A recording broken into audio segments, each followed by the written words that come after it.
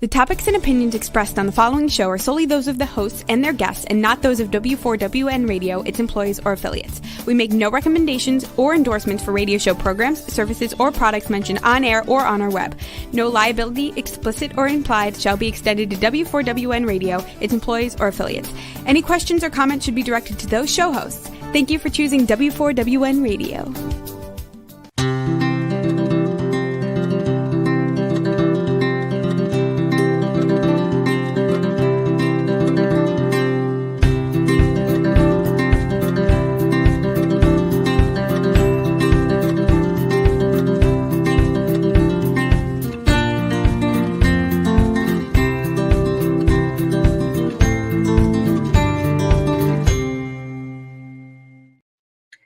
Welcome to my radio and TV show, Debi Changes Lives. I'm Debi, your certified holistic health coach. I revitalize people's lives by helping them identify the root cause of their health issues and create a custom, natural, holistic strategy to address them in the areas of mind, body, and soul. As a health coach, I'm not allowed to say that I heal, treat, cure, prevent, or diagnose any diseases. I certainly can make your body more efficient by reducing symptoms. You'll feel better, be more productive, and enjoy life so much more. Is intermittent fasting a fad? Well, not really. Intermittent fasting is really popular because it works. Hi, everybody.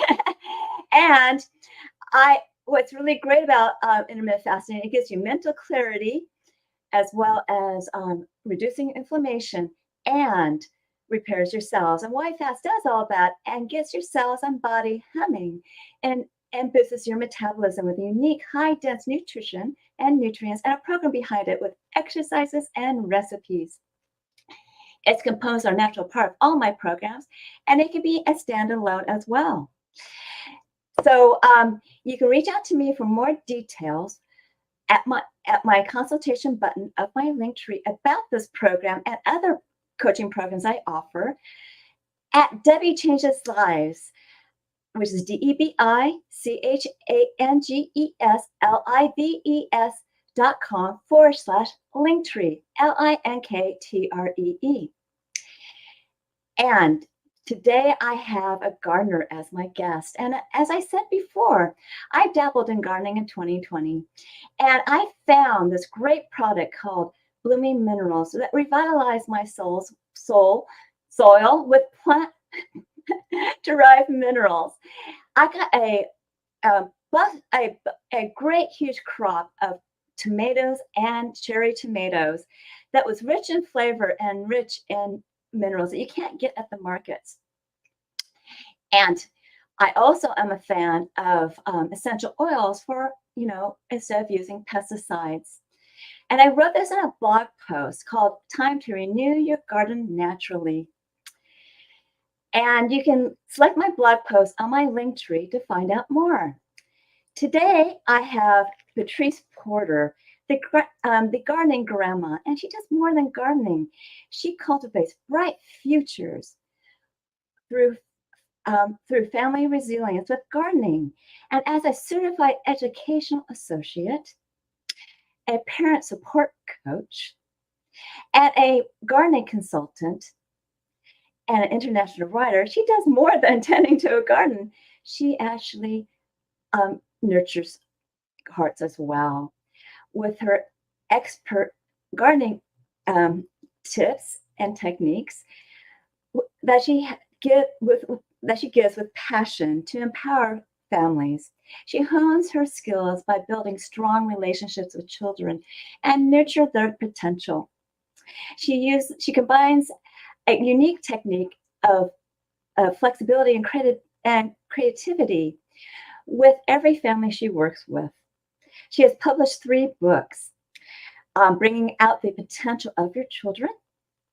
And she also co-authored No Problem Parenting, Raising Kiddos with More Confidence and Less Fear.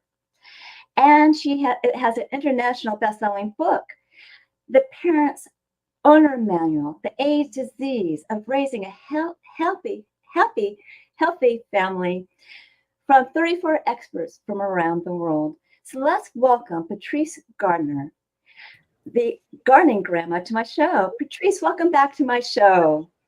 Thank you, Debbie, for having me back. I'm looking forward here. Now it is actually springtime and the gardening season. So this is my season.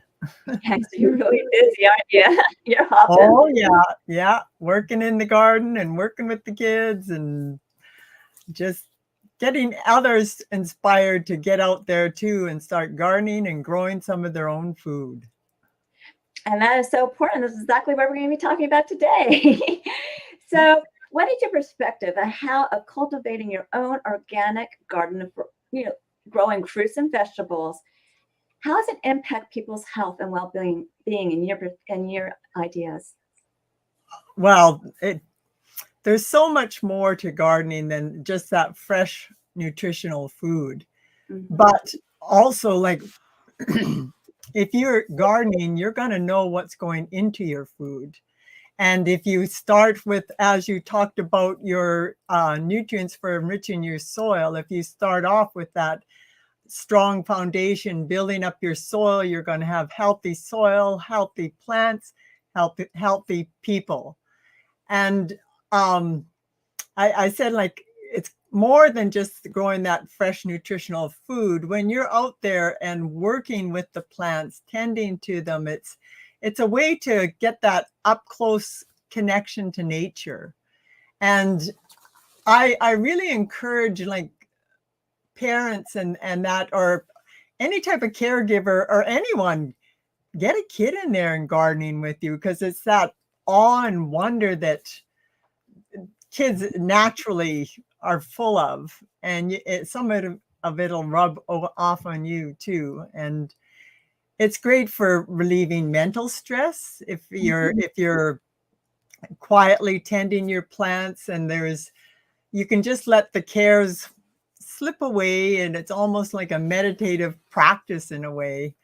And with the kids, if you get them involved in tending part of the garden, I always encourage you folks to let them have a garden of their own, or a section that is their own, that they are responsible for, and build up some of those qualities of, like, independence and responsibility, learning patience, delayed gratification, and which in these days when there's so much instant gratification on those phones, if they can be out there and working with nature and having that fresh nutritional food, fresh air, sunshine, exercise.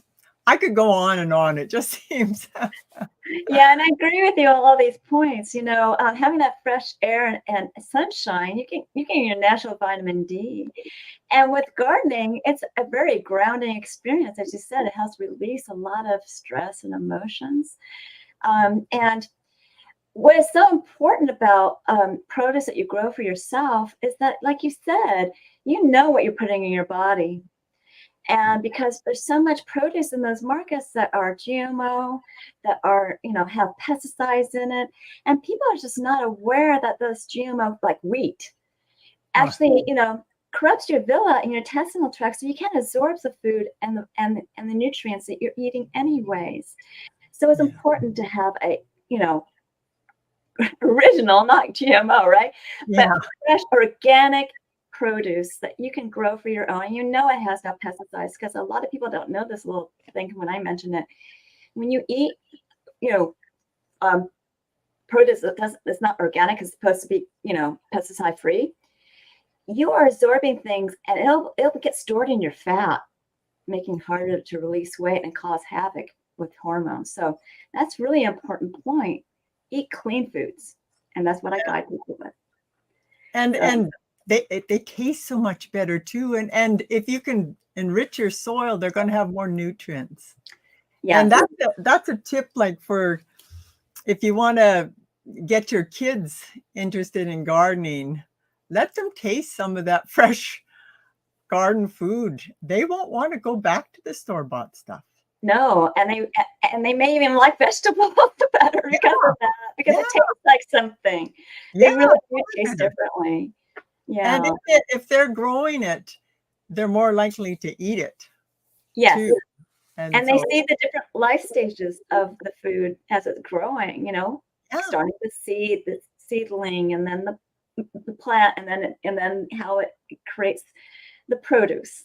So yeah. it's different for everything. But And anyway, witnessing like that miracle, it really is like I still get really excited when I see those first shoots, coming up in the spring, and it just fills me with awe and wonder that the rapid growth. Like we live up north more, so we have a very short season, but a very intense, and stuff just takes off. It's fascinating. it is, and it really intrigues kids. I mean, Yeah. I actually had my son in Cub Scouts, like I said, and Boy Scouts, and whenever we did a garden, he was always eager to see what was going on. Yeah. And it changes every day. So, well, probably not every day, but it changes pretty often, that all of a sudden you see that you have this carrot, or you have this radish, or you have, things going on in your garden. So that's something that really excited him when he was little. Oh, yeah, and that to give the kids that opportunity to explore in the garden, and like often they don't get that many opportunities a lot of times to get out and be with nature, explore nature, and it seems there's more fear about letting the kids go out and explore in the wilderness, but here's a nice safe spot in your backyard, and like there's lots going on in the garden, and let them explore, spend their time. And I always start off too with the kids with gardening. I mentioned have it be a garden of their own, but I try to find out like what type of garden they'd like to have. So it would be a space where they'd really enjoy spending time in, that's unique to them. And each child's going to be a little bit different. Yes. Now, we did have a question. If you want to bring that question back up, somebody was asking, what happens if a sprout dies? A sprout? Yeah, it says, Oh, sprout. if you Okay, get things to sprout, but they die, what could be what's going wrong? yeah. So what I do with that, like you're not going to get 100% germination. You're not so if you can prepare ahead of time, like I grow a lot of my own seedlings. So I always have extra ones so I can fill in those holes. And if I don't have them, I'll, go to the garden center or something and fill them in. But it's a real good idea to have some extra on hand. Or you could, in some of the spots where you've got a hole, you can put something that might grow a little faster. And so that you're utilizing all that garden space, and it's kind of a thing, especially with kids, how to deal with those disappointments. There's going to be things happen, and also that they can learn from if a mistake happens, or that they can learn from those mistakes, and with patience and perseverance, I always try to help them so they don't lose heart, and start them off with some I've got some tips like for early garden successes for the kids, so that they don't throw something in and nothing grows. Okay. Say There was another question. I guess a combination of garlic and green onions in the same pot. Is that possible? You can, but I mean they're the same family, so it's yeah, you can have them in the same pot. It's they're not really complementing everything. As I say, they're in the same family. They're going to take the same requirements, and yeah. Well, I know that with essential oils, you can use basil to keep flying bugs away from plants. But if you grow basil or use your basil essential oils near tomatoes, you're going to have tomato tasting basil, so you don't want to do that. Yeah. So you got to be careful of things like that, and that's probably why he asked you that question. Yeah. So it won't change the flavor, will it? Oh no. And as I say, they're both that oniony allium family, so it's they're both the same. And a little tip, did you know that with those green onions, you can actually take off the green parts and part of the white. If you leave a little bit of white and then you put some of the like the rooted part, the bottom part, like if you're buying it from the store, and you just pop that in the ground and they'll regrow. That's So you cool. never have to buy green onions again. That's a cool tip. Well, thank you for that. Now, you told us about how kids love this and that utilizing a garden, an organic garden, helps with gardening activities. But how does growing your own garden make it important for the children to learn when they grow produce and vegetables? Well, first of all, they learn where their food comes from. There was one person was telling me a story of her niece. They went out to the country to see someone, and she saw apples growing on an apple tree. And she said, "That's the weirdest thing. There's apples growing on an apple tree and on a tree." And it was like, ooh, okay, a little out of touch there. But and also they get to know what goes in to producing your food, so they can become a little bit more appreciative of, you know, what it takes, and that maybe not waste so much, and develop more of like a healthy food culture. As I said, it tastes so much better, and you've got those real foods instead of reaching for junk foods or whatever. Like I love to send my son out to go snacking in the garden, like go pick some fresh garden peas or pick some carrots, or for dessert, go get some raspberries. And it's much better, healthier way of eating and the relationship to your food. Exactly. And also having an organic garden helps families save money on groceries. And how does, in your opinion, how does it help them save money and reduce their environmental impact? Well, first of all, like, you're not shipping in food. You can go right to your backyard. Saves you from going to the grocery store and paying the cost of produce is going sky high all the time. And I used to, like, I always have like even celery growing inside a whole bunch. I have an indoor garden for the winter time, but you'd be in the store and people were saying, "Oh, the cost of a celery head, I don't even know if I'm going to buy it anymore." And I would just kind of smile, because I'd have my pot at home growing away that had been growing all summer and now is growing all winter, and it'll go on into the next year. And it's just like, so like cost wise, it really cuts the bill down. And waste wise, like, you can use all those kitchen scraps and produce compost, which is going to be feeding your soil. Yes. And not going into the waste. So and they can also add those plant-derived minerals, the blooming minerals, into that to enrich the mineral content of it as well. So it's just going to be, because you're putting all that into the soil eventually. Yeah. So that's something. A question for you. So that those minerals, you said, like, you can put it right into the compost? You can if you want, but you may want to wait to the end of the process. Okay. And then you use that to put it in your soil and you spread it all around. Or you can just wait for the compost, put the compost out, and then add the blooming minerals into your soil. All right. Yeah. So because, unfortunately, our soils are depleted of minerals in the first place, and some places are richer than others.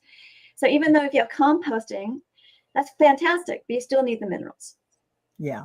These are plant-derived minerals that come from a prehistoric source, and it's very volcanic, so they're very rich in minerals.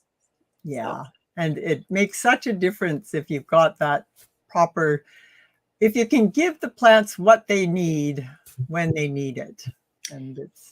Yeah, because you'll be amazed how much you're going to get, a bumper crop type of thing out of what you normally get, and also makes the flowers bloom more and things like that. So it's interesting. There's a story that I heard that this elk, and there's a farmer that changed over using blooming minerals on his farm. And this elk all of a sudden showed up and wouldn't leave. Oh, Smart where the elk. good stuff was. Yeah, he was a smart elk because it was really rich, nutrition for him. So that's my whole point. So it's a cute little story I heard. But anyways, now when it comes to busy families and they don't have time to maintain and care for their organic gardens because they're juggling so many responsibilities, what kind of tips do you give them? I always start off with having it fit into your lifestyle. Like a question you can ask, so how much time do you give yourself permission to spend gardening? And then you work it in that way. Like if you're really busy, it might be just starting off with some pot of herbs, and add those fresh herbs into the family dishes. And you might be surprised when they say, "Oh, what did you do to that?" It makes such a difference. Or having like just a one container. That's the same with the kids. You start off small so you don't get overwhelmed. And deciding like what it is that your family will eat. And this is if you can include the whole family in your decision making, planning and decision making, it can really help to open up build your communication. And so talk with the family, figure out what they like to eat, how much you would be eating. So you're not planting like a huge row of zucchinis and then you're overwhelmed with zucchinis. And find out how much you'd eat, or if you wanted a little bit extra to put away for winter, and make up like a system and get the kids involved. They can help so that you've got everything set and ready. You've planned out where you're going to be putting your garden, how much time you've got to spend, so that if you need to set up your watering, so that's done automatically, or it's a simple irrigation tap where you just turn it on and off, so you're not spending a lot of time with that. And if you have it systematized, then things start to get easier and more automatic, so it's easier for the next time around if you can kind of follow the system that you have in place. Yeah, and budgeting time is important, or scheduling time, because when you start something new, you don't know how long it's going to take at first. So if you schedule some time at the beginning, that ramp up, and then schedule time to nurture your garden, weed it, and also schedule time with your kids, and with learning about the whole situation, how to do it. And I love the way you said, have a family discussion and have everyone find out what they want, because you are involving your kids in a conversation, and they're going to be so excited when they get these produce that they're going to want to eat it, and they're going to want to, want to do it again. And if it can be them that's bringing in the harvest, if they've worked, like it gives a real sense of accomplishment, when you're producing your own food, and if it can be them that's starting to add and contribute to the family food supply, it just does wonders, like for their confidence that they're now contributing members, and it's a life skill. If they've got that, it can serve them for their lifetime. And Yes. to go back on that, like I mentioned about having the early successes so that they might become a lifelong gardener. And it was that starting small so they don't get overwhelmed, and having it like a place of their own that they can have that ownership and learn the different responsibilities, but the parents being in the background to help them out, where needed, but let them do whatever they're capable of, and pick out a good spot that's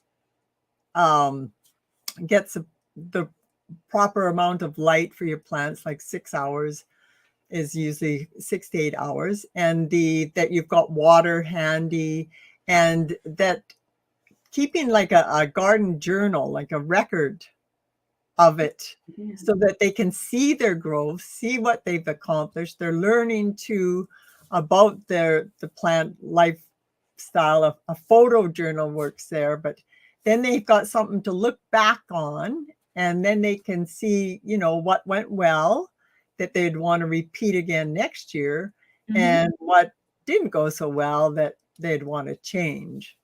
So it's Go ahead.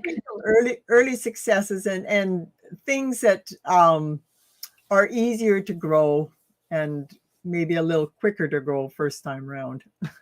And I really love that journal idea, because some kids are artistic and they can actually draw it, and the different stages. And even if you use a photo journal, I have a resource where people can actually take their photos and make a print out of it, or a 12 by 12 print, or eight and a half 11 print, that they can really see it. They can even make a book, my new garden. Yeah, and that was a fun project I did with the kids, where you're actually making a story of in your garden, and how, like, the story I was working, it was how they planted some sunflowers, but they were taking a long time to grow, and then they had some cress seeds that were really quick to grow, and they made a fun little egghead. So it was a cress on the things, but and telling the story how they were starting to get impatient. Their sunflower was taking so long, and it was actually the grandparent that showed them that here's a fun project that is instant. Well, not instant, but grows really quick. And then sure enough, they got engaged with that, and then went back and seeing how much their plant was growing, and then they had that sunflower to enjoy afterwards too. And reading the story, it's fun. There's so many creative things that you can do with that, and that's a wonderful idea. And like you said, you can get seedlings from in the nursery, maybe to jumpstart something. Yeah. As well, to fill up a hole in your garden that's not where things are not growing fast enough for the kids. Yeah. But they, like you said before, it shows them that they need to learn patience, and patience is a great virtue to have. And if they're growing something that they want, they like to eat, and it's something they wanted to grow, that they would be willing to put that effort in. And then, then they know with that delayed gratification that they're going to be rewarded at the end with some delicious food that they really like, or a beautiful, not all kids want to, just focus on the veggies. They might want to grow some beautiful flowers or something too. The edible flowers are wonderful. And that's what my granddaughter loved, that in her fairy garden. She had her forest of thyme and then different edible flowers in her fairy garden there. So it's. Yeah, I think I told you before, I made a terrarium with, Nia's finding the golden bough. But anyways, so I had a little, Roman soldier and things like that. And so, with a fairy garden, and you can even think about even having maybe hummingbird feeders. Yeah. Bring more birds in, and also you can have different things out there to bring butterflies in, and it's just a complete nice experience. And when you create a little fairy garden, maybe you want to have like little toys in the garden and things like that they can play with and enjoy the garden, because that's the whole point of being outside and enjoying the fresh breeze. It's all ecotherapy, like you mentioned before. Yeah. It just calms you, it just relaxes you, it just makes you feel so much better. Yeah. And if you can do it together as a family, you can be creating memories, and it's a terrific bonding experience. And I always think of, as you're tending your little piece of earth together, how it can open up to a broader conversation about, our earth that we live on. And it's great for opening different conversations. And if you'll find too, with gardening, it really helps you to see the abundance of nature, and that my wish is always that folks can have that abundance in their garden so that they can be able to share. And I know I always end up with more produce than I need, and it's so nice to be able to share with your neighbors or an older person down the road or something that maybe can't do their gardening anymore. If you can bring them over some fresh produce, it really will perk them up. Yeah, I know that my mother-in-law had Meyer lemons, and she always had tons of lemons. So that gives them a great opportunity to have a lemonade stand. Yeah. And get to know your neighbors, and offer lemonade, and also just share the abundance with somebody. We recently went to a farm that had fresh strawberries, and they were gigantic. They were really good and sweet, and I had too many of them. So even though my son is 21 years old, he took some strawberries to his friend, and she just loved them. She said, "I want strawberries for breakfast. This is perfect." Yeah. So share the wealth, Yeah. It's a great way to bond with others. And as you said, this whole experience of organizing, finding out what people want, planting and harvesting, and the experience afterwards of sharing, it not only fosters a strong bond with their family members, because they're communicating. You're communicating by teaching them about, how everything grows, right? Yeah. And how we have different seasons, right? Because different seasons have different type of produce that grows better, right? Yeah. So these are things you're educating them on, and they're always going to remember and treasure this as as memories. And if they make photo books, which they can do with me, because I have some services that do that, they will really cherish their memories forever, and maybe even write down some instructions about how everything is done. Can you imagine that? Yeah. No, it's wonderful. And like, I always have real fond memories of with the type of flowers my mom had, and visiting my grandma's garden out in the farm. She always had a huge one, and I love going to my grandma's garden, and it's just a place where memories can be created. And another thing with sharing, it's a great opportunity for intergenerational experiences too. I mentioned about maybe there's an older person in your neighborhood who can no longer work in the garden but has her garden plot. So this could be, if you don't have as much area in your garden, that you could work in her garden and share the produce, him or her, share the produce with them, and start building that intergenerational experiences. I'm sure they would have lots of tips and garden wisdom to share with you. Probably they garden for years. Yeah, that's a fantastic story, because it uplifts their mood, their experience, and they're getting the fresh produce that they need. So that's wonderful. Yeah. So now with today you have an offer for my audience, and I know we're a little bit early, so we can always add on to the conversation, but I want to get this offer out for you. So what are you offering to my audience today? And you can explain a little bit. Well, it's the Gardening with Kids playbook. So this will be like a step-by-step guide to help you start gardening with your kids. And it goes all the way from planning your garden to bringing in the harvest. And there's some little garden recipes there for using that harvest. And so that you've got the link for that, or they can find it.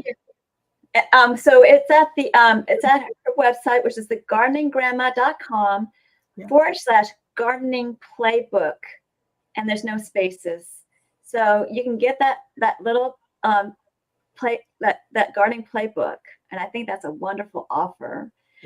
And they can always add on to that, because you're saying that there's recipes in there. So once they garden something, they can take that projects in there too. Like it covers like for growing sprouts and microgreens. So like if you're impatient waiting for stuff to grow in the garden, you can start some sprouts on the counter, and they can be ready in about 6 days.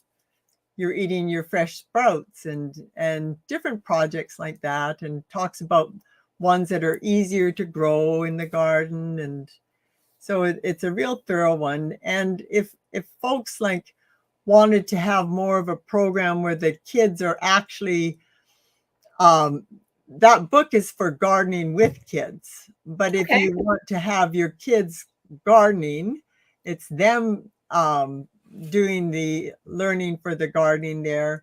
Then there's the Got Dirt Gardening for Kids program, which you team up with me, the gardening grandma, and we get Mother Nature on your team, and her superheroes like sun, seed, soil, and I take them out into my gardens, and I've got a comic style kind of instructions there, guides that so they can learn through that pictorial and comic style learning, or the videos, me in the garden, and again, step by step, all the way from planting your garden to bringing in the harvest. And I love that you have videos, because people can learn from them. They can pause it and play it forward. And so those are great that you offer the video courses too. So you really need to take advantage of Patrice's, coaching program, as well as her offers that get you started. So I just love that. And they can visit me over at thegardeninggrandma.com, and there's a spot where you can book a call up on the top tab, and book a call. I love to hear where you're at with your gardening, and if you wanted to have like a brainstorming session, I love brainstorming like with you and your kids, and asking that question, what type of garden would you like to have? And you might be really surprised. Like my grandniece wanted a Halloween garden. So we got the Lumina pumpkins, which are the white skinned, and she wanted sweets in her Halloween garden. So we used the stevia plant, which is 10 times sweeter than sugar. And so much better for you. Yes.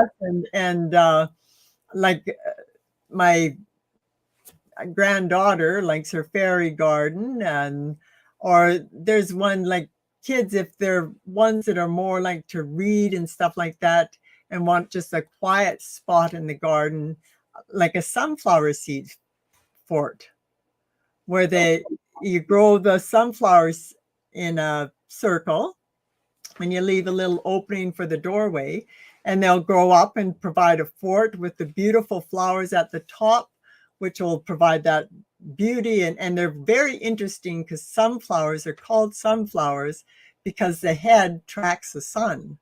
Exactly. Yeah. So, and then it's a nutritious snack, and either for you or for the birds. Oh, wow. That's a wonderful idea, having a sunflower fort. That is so enchanting, actually. Someone should take advantage of that, especially if they have room for that. If you can't afford to have a tree house, do a sunflower fort. Or people have made teepees like with pole beans, where you put the poles up in the shape of a teepee, and then you can grow the beans up it. And that's another little kind of cubby place and spot that the kids just like to be able to sit out in the garden. That's another fun place too. I wish I knew you when my son was little.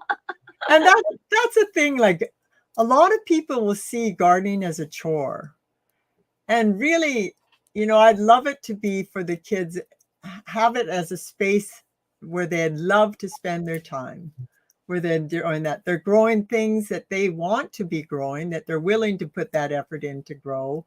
And as I say, like, let them do as much as they can and be involved in that planning and preparing, and especially bringing in the harvest. Yes, because they'll learn so much from working. It's really important that people do something that is more, beneficial for their family and bring in that harvest. And they're going to be gardeners when they're older. They'll have that green thumb.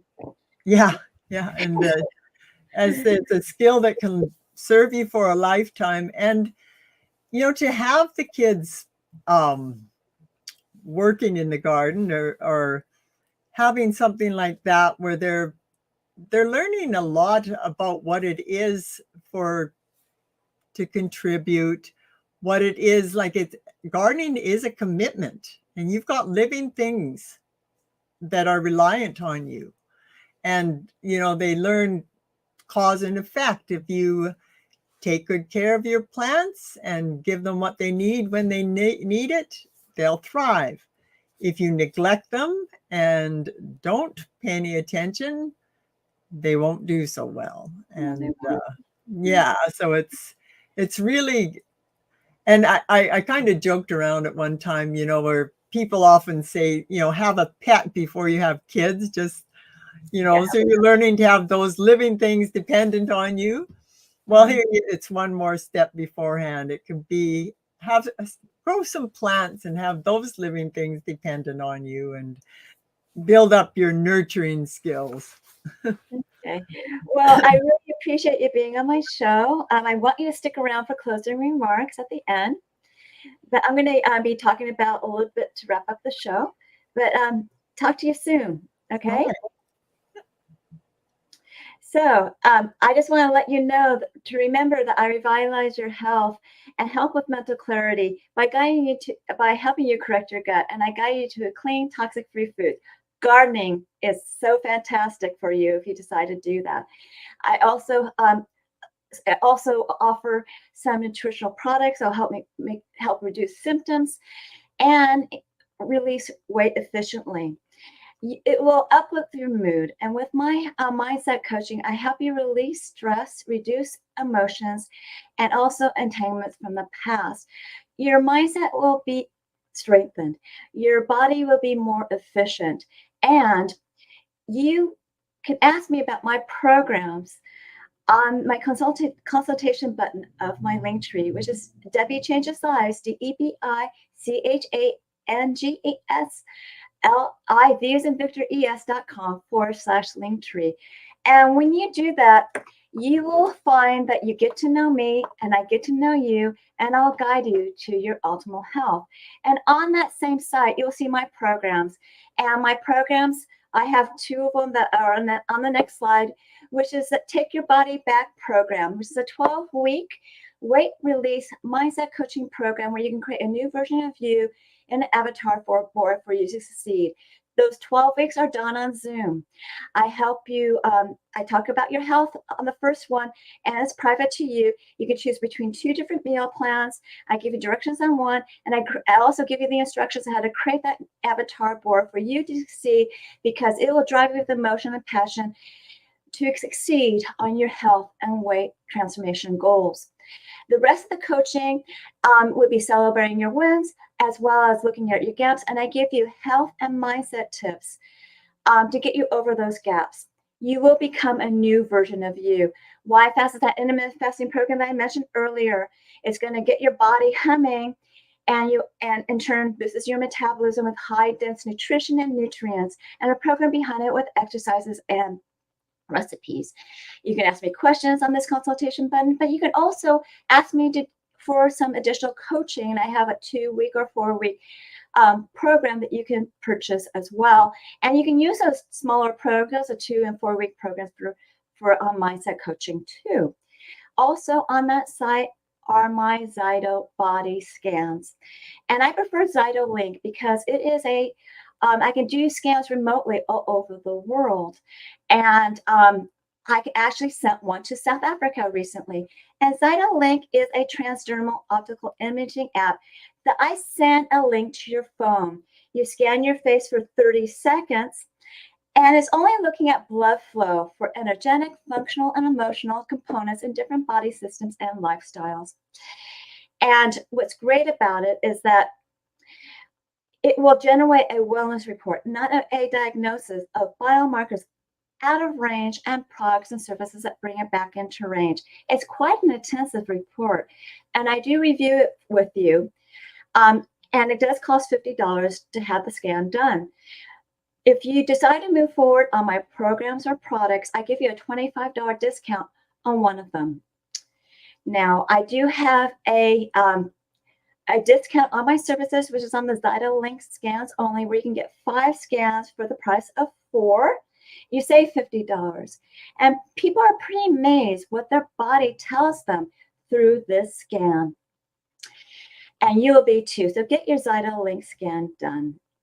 And for a limited time, I have Debi's coaching services, which is a complimentary 30-minute coaching session in an intimate group setting. It's not recorded. A survey picks a topic, and you learn how to optimize your health, release stress and emotions, release weight efficiently, how to harmonize your hormones for a balanced body, creating that winning mindset, utilizing that winning mindset to help you with your health and weight transformation, and creating that avatar board that will drive you with emotion and passion to achieve your health goals and transformational goals.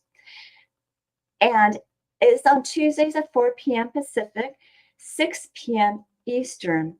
And you need to be signed up for it. And you do that at Debi Changes Lives. That's DEBI again, CHANGES.com/chats, CHATS. Or you can use my Bitly link that I've had in the past. And you get to know me, you know what my coaching is all about. Finally, you can also learn more about alternative health, as well as programs I have, products, promos, events, and upcoming shows by subscribing to my newsletter. And you can go to the newsletter, next slide.